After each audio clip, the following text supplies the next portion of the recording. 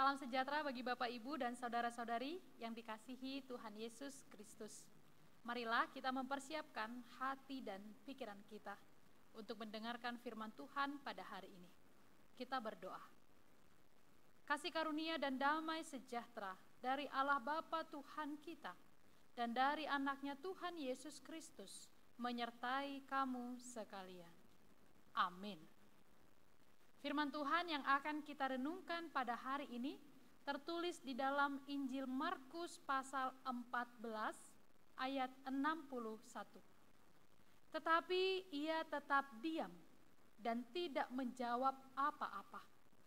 Imam besar itu bertanya kepadanya sekali lagi. Katanya, "Apakah engkau Mesias, anak dari yang terpuji?" Demikianlah firman Tuhan. Bapak, Ibu, saudara-saudari yang dikasihi Tuhan Yesus Kristus, kita mungkin sering mendengar ungkapan yang mengatakan diam adalah emas.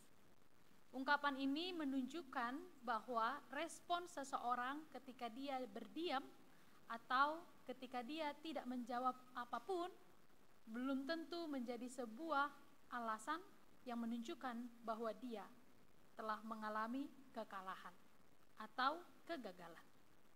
Diam adalah emas menunjukkan bahwa ada kalanya dan penting juga bagi kita di satu fase tertentu, di satu momen tertentu kita perlu untuk berdiam diri sejenak. Atau bahkan kita perlu untuk diam tanpa menanggapi banyak hal yang diberikan kepada kita. Hal inilah yang dilakukan oleh Yesus tatkala Yesus ditangkap oleh para imam besar untuk diadili. Memang adalah suatu keganjalan ketika Yesus ditangkap pada waktu itu, karena ternyata Yesus ditangkap pada malam hari. Dan faktanya tidak ada seorang pun saksi yang diajukan sebagai pembela. Yang ada hanya saksi yang memberatkan, yang justru memberikan kesaksian yang bertentangan. Bapak, Ibu, saudara-saudari yang dikasihi Tuhan Yesus Kristus, ketika Yesus ditangkap dan diadili, lalu Yesus dihujati, Yesus dihukum, Yesus diberikan banyak pertanyaan yang untuk mengungkapkan siapa identitasnya. Jawaban Yesus sesungguhnya merupakan pernyataan bahwa hidupnya tidak tergantung pada imam-imam kepala atau tua-tua dan ahli Taurat.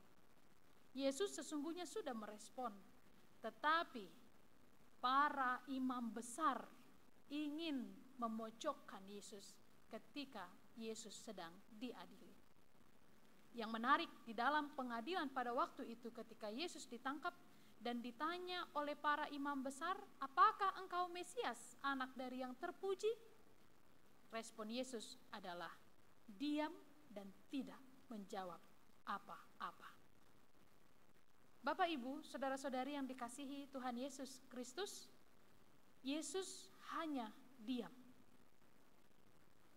Memang Injil Markus tidak mencatat kenapa Yesus diam ketika dia ditanya oleh para imam besar.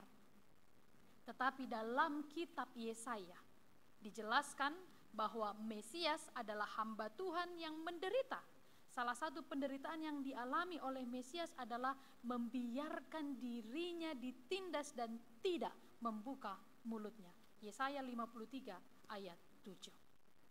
Hal ini menyatakan mengapa Yesus diam, karena Yesus adalah anak Allah yang taat, yang harus menggenapi apa yang telah diberikan oleh Bapanya, yaitu Allah di dalam kerajaan surga. Yesus diam bukan berarti Yesus takut menjawab berbagai tuduhan orang-orang yang menganiayanya pada waktu itu. Tetapi diamnya Yesus di dalam nas hari ini adalah karena ia taat menggenapkan kebenaran nubuat firman Tuhan tentang dirinya yang adalah Mesias dan Juru Selamat. Saudara-saudari yang dikasihi Tuhan Yesus Kristus, seringkali sulit bagi kita untuk diam, terutama ketika kita dihakimi dan dituduh sembarangan. Kita mudah marah, mudah emosi, mengeluarkan kata-kata yang tidak baik. Ketika pembelaan tidak ada gunanya, ketika suara mayoritas bergema kuat untuk menjatuhkan kita, ternyata ada kalanya kita perlu diam saja dan membiarkan waktu menunjukkan fakta siapakah yang benar dan siapa yang salah. Tidak perlu habis energi kita untuk membungkam mulut setiap orang, karena Tuhan adalah Raja yang maha adil. Bila kita benar, akan tiba waktunya kebenaran itu terlihat oleh semua orang. Ketika kita menghadapi sikap-sikap yang tidak baik kepada kita, cobalah kita menjadi orang yang tenang, diam sejenak dan berdoa, memohon pembelaan daripada Tuhan. Bila kita tahu itu bahwa yang dikatakan tidak benar, janganlah kita terpancing emosi. Yesus telah membuktikan ketika dia ditangkap. Biarlah ini juga menjadi teladan bagi kita.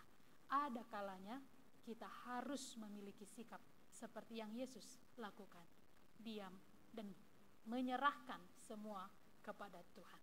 Semoga firman hari ini memberkati kita semua. Amin. Marilah kita berdoa.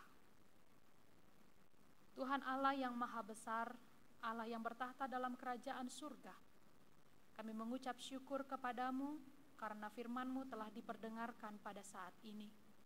Mengawali segala aktivitas kami pada hari ini, kami berlutut di hadapan-Mu memohon, Tuhan bimbinglah kami, Tuhan berilah kami kekuatan, Tuhan berilah kami semangat yang menyala-nyala untuk melakukan tugas kami dengan baik, sesuai dengan kehendak Tuhan. Berkatilah juga kiranya ya Tuhan Allah, segala sesuatu yang sedang kami impikan dan kami rencanakan, biarlah segalanya seturut dengan kehendak-Mu. Tuhan Allah yang maha baik, apapun yang akan kami lakukan hari ini, kiranya Engkau menuntun kami dengan Roh Kudus-Mu. Biarlah firman-Mu ini sungguh-sungguh hidup di dalam diri kami, dan kami dikuatkan untuk melakukannya.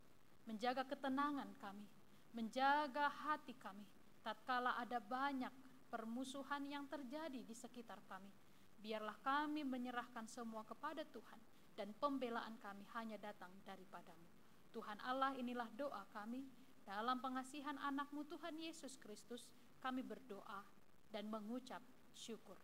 Anugerah dari Tuhan kita Yesus Kristus, kasih setia dari Allah Bapa, dan persekutuan dengan Roh Kudus menyertai kamu sekalian. Amin. Selamat beraktivitas bagi Bapak, Ibu, dan saudara-saudari yang dikasihi Tuhan Yesus Kristus. Salam sehat, Tuhan memberkati.